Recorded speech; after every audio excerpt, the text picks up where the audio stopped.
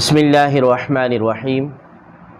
واقیموا الصلاۃ وآتوا الزکاۃ وارکعوا مع الراکعین، اور نماز قائم کرو اور زکوٰۃ ادا کرو اور رکوع کرنے والوں کے ساتھ رکوع کرو۔ واقیموا الصلاۃ،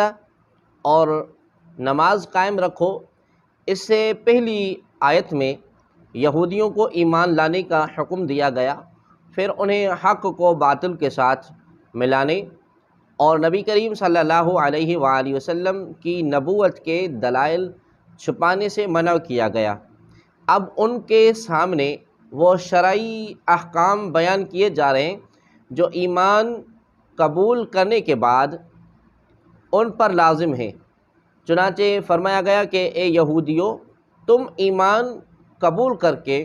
مسلمانوں کی طرح 5 نمازیں ان کے حقوق اور شرائط کے ساتھ ادا کرو،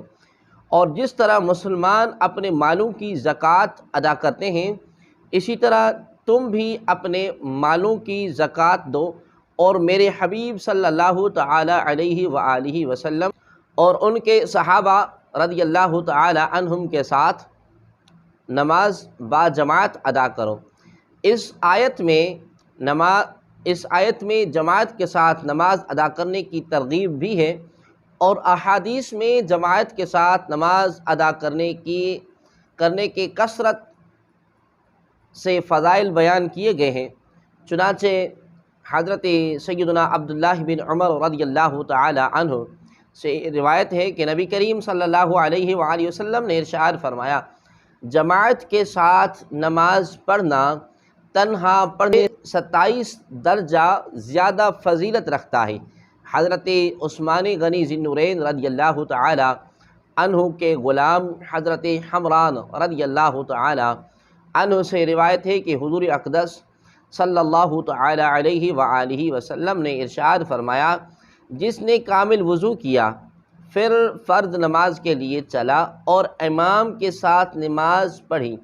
اس کے گناہ بخش دیے جائیں گے۔ حضرت ابو ہریرہ رضی اللہ تعالی عنہ سے روایت ہے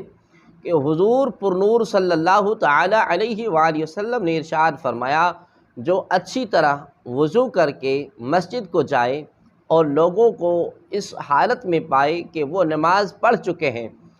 تو اللہ تبارک و تعالی اسے بھی جماعت سے نماز پڑھنے والوں کی مثل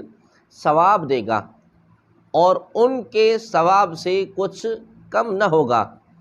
حضرت سیدنا ابو ہریرہ رضی اللہ تعالی عنہ سے روایت ہے کہ رسول اللہ صلی اللہ علیہ وآلہ وسلم نے ارشاد فرمایا، منافقین پر سب سے زیادہ بھاری عشاء اور فجر کی نماز ہے، اور وہ جانتے کہ اس میں کیا ہے تو گھسیٹتے ہوئے آتے، اور بے شک میں نے ارادہ کیا کہ نماز قائم کرنے کا حکم دوں، پھر کسی کو حکم فرماؤں کہ لوگوں کو نماز پڑھائے، اور میں اپنے ہمراہ کچھ لوگوں کو جن کے پاس لکڑیوں کے گٹھے ہوں ان کے پاس لے کر جاؤں جو نماز میں حاضر نہیں ہوتے، اور ان کے گھر ان پر آگ سے جلا دوں۔ بزرگان دین کے نزدیک با جماعت نماز ادا کرنے کی اہمیت کس قدر تھی، اس کا اندازہ ان 2 حکایات سے آپ لگا سکتے ہیں۔ حضرت سیدنا عبداللہ بن عمر رضی اللہ تعالی عنہ فرماتے ہیں، حضرت عمر فاروق رضی اللہ تعالی عنہ اپنے ایک باغ کی طرف تشریف لے گئے۔ جب واپس ہوئے تو لوگ نماز عصر ادا کر چکے تھے۔ یہ دیکھ کر آپ رضی اللہ تعالی عنہ نے انا للہ و انا الیہ راجعون پڑھا، اور ارشاد فرمایا، میری عصر کی جماعت فوت ہو گئی ہے، لہذا میں تمہیں گواہ بناتا ہوں کہ میرا باغ مساکین پر صدقہ ہے تاکہ اس کا کفارہ ہو جائے۔ حضرت حاتم اصم رضی اللہ تعالی عنہ فرماتے ہیں، ایک مرتبہ میری با جماعت نماز فوت ہو گئی تو حضرت ابو اسحاق بخاری رحمۃ اللہ تعالی علیہ کے علاوہ کسی نے میری تعزیت نہ کی، اور اگر میرا بچہ فوت ہو جاتا تو 10,000 سے زیادہ افراد مجھ سے تعزیت کرتے، کیونکہ لوگوں کے نزدیک دینی نقصان دنیوی نقصان سے کم تر ہے۔ اللہ تبارک و تعالی سب مسلمانوں کو با جماعت نماز ادا کرنے کی توفیق عطا فرمائے، آمین۔ اتأمرون الناس بالبر وتنسون انفسکم وانتم تتلون الکتاب افلا تعقلون، کیا تم لوگوں کو بھلائی کا حکم دیتے ہو اور اپنے آپ کو بھولتے ہو حالانکہ تم کتاب پڑھتے ہو، تو کیا تمہیں عقل نہیں؟ اتأمرون الناس بالبر، کیا تم لوگوں کو نیکی کا حکم دیتے ہو؟ یہ آیت مبارکہ ان یہودی علماء کے بارے میں ہے جن سے ان کے مسلمان رشتہ داروں نے دین اسلام کے متعلق دریافت کیا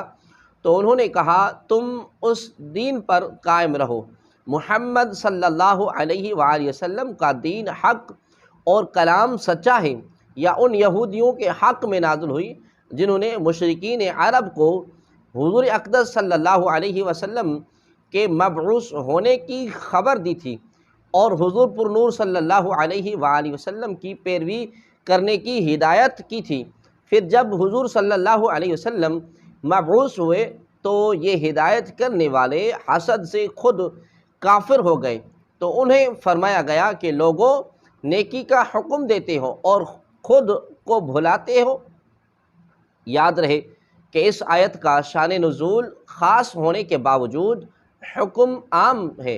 اور ہر نیکی کا حکم دینے والے کے لیے اس میں تازیانہ عبرت ہے۔ یہاں ایک بات ذہن نشین رکھیں کہ معمولی فساد اس وقت بہت بڑے فتنے اور تباہی کی شکل اختیار کر لیتا ہے جب اس کا ارتکاب کرنے والا خود وہ لوگ ہوں جو دوسروں کو تو بھلائی کا حکم دیتے ہوں، لیکن جب ان کے عمل سے پردہ اٹھے تو معلوم ہو کہ گناہوں کے سب سے بڑے مریض یہی ہیں۔ انہیں یاد رکھنا چاہیے کہ قول اور فعل کا تضاد اور خلوت اور جلوت کا فرق دنیا اور آخرت دونوں کے لیے بہت نقصان دہ ہے۔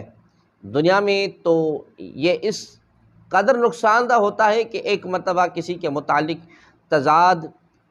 ثابت ہو جائے تو لوگ زندگی بھر اس کا منہ لگنا پسند نہیں کرتے،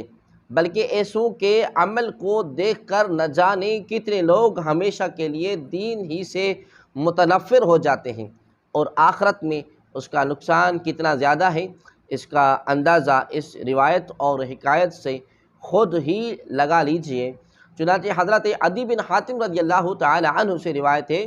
کہ حضور اقدس صلی اللہ علیہ وسلم نے ارشاد فرمایا، قیامت کے دن کچھ لوگوں کو جنت کی طرف لے جانے کا حکم ہوگا، یہاں تک کہ جب وہ جنت کے قریب پہنچ کر اس کی خوشبو سونگھیں گے، اس کے محلات اور اس میں اہل جنت کے لیے اللہ تبارک و تعالی کی تیار کردہ نعمتیں دیکھ لیں گے تو ندا دی جائے گی، انہیں جنت سے لوٹا دو کیونکہ ان کا جنت میں کوئی حصہ نہیں ہے۔ یہ ندا سن کر وہ ایسی حسرت کے ساتھ لوٹیں گے کہ اس جیسی حسرت کے ساتھ ان سے پہلے لوگ نہ لوٹے ہوں گے۔ پھر وہ عرض کریں گے، یا رب، اگر تو اپنا ثواب اور اپنے اولیاء کے لیے تیار کردہ نعمتیں دکھانے سے پہلے ہمیں جہنم میں داخل کر دیتا تو یہ ہم پر زیادہ آسان ہوتا۔ اللہ تبارک و تعالی ارشاد فرمائے گا، میں نے ارادتاً تمہارے ساتھ ایسا کیا، اور اس کی وجہ یہ ہے کہ جب تم تنہائی میں ہوتے تو بڑے بڑے گناہوں کر کے میرے ساتھ اعلان جنگ کرتے، اور جب لوگوں سے ملتے تو عاجزی اور انکساری کے ساتھ ملتے تھے۔ تم لوگوں کو اپنی وہ حالت دکھاتے تھے جو تمہارے دلوں میں میرے لیے نہیں ہوتی تھی، تم لوگوں سے ڈرتے تھے اور مجھ سے نہیں ڈرتے تھے، لوگوں کی عزت کرتے اور میری عزت نہ کرتے تھے، لوگوں کی وجہ سے برا کام کرنا چھوڑ دیتے لیکن میری وجہ سے برائی نہ چھوڑتے تھے۔ آج میں تمہیں اپنے ثواب سے محروم کرنے کے ساتھ ساتھ اپنے عذاب کا مزہ بھی چکھاؤں گا۔ اور حضرت ابراہیم تیمی رحمۃ اللہ تعالی علیہ فرماتے ہیں، میں موت اور مرنے کے بعد ہڈیوں کی بوسیدگی کو یاد کرنے کے لیے کثرت سے قبرستان میں آتا جاتا تھا۔ ایک رات میں قبرستان میں تھا کہ مجھ پر نیند غالب آ گئی اور میں سو گیا تو میں نے خواب میں ایک کھلی ہوئی قبر دیکھی اور ایک کہنے والے کو یہ کہتے ہوئے سنا، یہ زنجیر پکڑو اور اس کے منہ میں داخل کر کے اس کی شرمگاہ سے نکالو۔ تو وہ مردہ کہنے لگا، یا رب، کیا میں نے قرآن نہیں پڑھا؟ کیا میں نے تیری حرمت والے گھر کا حج نہیں کیا؟ پھر اس طرح ایک کے بعد دوسری نیکی گنوانے لگا تو میں نے سنا، تو لوگوں کے سامنے یہ اعمال کیا کرتا تھا، لیکن جب تو تنہائی میں ہوتا تو نافرمانیوں کے ذریعے مجھ سے مقابلہ کرتا اور تم نے میرا کچھ خیال نہ کیا۔ یاد رہے کہ اس آیت کی مراد واعظ اور نصیحت کرنے والوں کو تقویٰ اور پرہیزگاری پر ابھارنا ہے۔ بے عمل کو واعظ سے منع کرنا مقصود نہیں، یعنی یہ فرمایا کہ جب دوسروں کو واعظ اور نصیحت کرتے ہو تو خود بھی عمل کرو۔ یہ نہیں فرمایا کہ جب عمل نہیں کرتے تو واعظ اور نصیحت کیوں کرتے ہو، کیونکہ عمل کرنا ایک واجب ہے اور دوسروں کو برائی سے روکنا دوسرا واجب ہے۔ اگر ایک واجب پر عمل نہیں تو دوسرے سے کیوں روکا جائے؟ حضرت انس بن مالک رضی اللہ تعالی عنہ فرماتے ہیں، ہم نے عرض کی، یا رسول اللہ صلی اللہ علیہ وسلم، اس وقت تک دوسروں کو نیک اعمال کرنے کی دعوت نہ دیں جب تک ہم خود تمام اعمال نہ کرنے لگ جائیں، اور ہم اس وقت تک لوگوں کو برے کاموں سے منع نہ کریں جب تک ہم خود تمام برے کاموں سے رک نہ جائیں۔ حضور اقدس صاحب الاولاق صلی اللہ علیہ وسلم نے ارشاد فرمایا، ایسا نہ کرو بلکہ تم نیک اعمال کرنے کا حکم دو، اگرچہ تم خود تمام نیک اعمال نہیں کرتے، اور برے اعمال کرنے سے منع کرو اگرچہ تم تمام برے اعمال سے باز نہیں آئے۔ وَاسْتَعِینُوا بِالصَّبْرِ وَالصَّلَاةِ وَإِنَّهَا لَكَبِیرَةٌ إِلَّا عَلَى الْخَاشِعِينَ الَّذِینَ یَظُنُّونَ أَنَّهُمْ مُلَاقُو رَبِّهِمْ وَأَنَّهُمْ إِلَیْهِ راجعون۔ اور صبر اور نماز سے مدد حاصل کرو، اور بے شک نماز ضرور بھاری ہے مگر ان پر جو دل سے میری طرف جھکتے ہیں، جنہیں یقین ہے کہ انہیں اپنے رب سے ملنا ہے اور انہیں اس کی طرف لوٹ کر جانا ہے۔ وَاسْتَعِینُوا بِالصَّبْرِ وَالصَّلَاةِ، اور صبر اور نماز سے مدد حاصل کرو۔ اس آیت کی ایک تفسیر یہ ہے کہ اس سے پہلے آیت میں بنی اسرائیل کو سید المرسلین صلی اللہ تعالی علیہ وآلہ وسلم پر ایمان لانے کی شریعت پر عمل کرنے، سرداری ترک کرنے اور منصب اور مال کی محبت دل سے نکال دینے کا حکم دیا گیا، اور اس آیت میں ان سے فرمایا جا رہا ہے کہ اے بنی اسرائیل، اپنے نفس کو لذتوں سے روکنے کے لیے صبر سے مدد چاہو، اور اگر صبر کے ساتھ نماز سے بھی مدد حاصل کرو تو سرداری اور منصب اور مال کی محبت دل سے نکالنا تمہارے لیے آسان ہو جائے گا۔ بے شک نماز ضرور بھاری ہے، البتہ ان لوگوں پر بھاری نہیں جو دل سے میری طرف جھکتے ہیں۔ دوسری تفسیر یہ ہے کہ اے مسلمانوں، تم رضائے الہی کے حصول اور اپنی حاجتوں کی تکمیل میں صبر اور نماز سے مدد چاہو۔ سبحان اللہ، کیا پاکیزہ تعلیم ہے! صبر کی وجہ سے قلبی قوت میں اضافہ ہے، اور نماز کی برکت سے اللہ تبارک و تعالی سے تعلق مضبوط ہوتا ہے، اور یہ دونوں چیزیں پریشانیوں کو برداشت کرنے اور انہیں دور کرنے میں سب سے بڑی معاون ہیں۔ وَإِنَّهَا لَكَبِیرَةٌ إِلَّا عَلَى الْخَاشِعِينَ، بے شک نماز بھاری ہے مگر ان پر جو دل سے میری طرف جھکتے ہیں۔ اس آیت کے اس حصے اور اس کے بعد والی آیت کا خلاصہ یہ ہے کہ گناہوں اور خواہشات سے بھرے ہوئے دلوں پر نماز بہت بوجھل ہوتی ہے، اور عشق اور محبت الہی سے لبریز خوف خدا سے جھکے ہوئے دلوں پر نماز بوجھ نہیں،